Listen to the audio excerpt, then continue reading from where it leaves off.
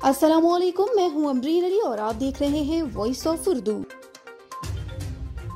भारतीय तैयारे की कराची में हंगामी लैंडिंग। भारतीय परवाज ने शारजा से लखनऊ सफर के दौरान कराची एयरपोर्ट पर लैंडिंग की।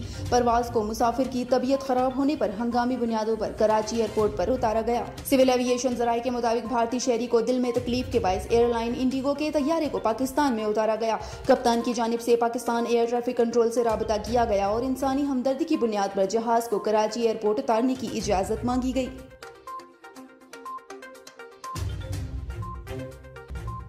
मजीद खबरों के लिए विजिट कीजिए हमारी वेबसाइट www.voiceofurdunews.nl या फेसबुक पेज पर क्लिक करें। आप हमारे यूट्यूब पेज को सब्सक्राइब करके भी मजीद वीडियोस देख सकते हैं। देखते रहिए वॉइस ऑफ उर्दू।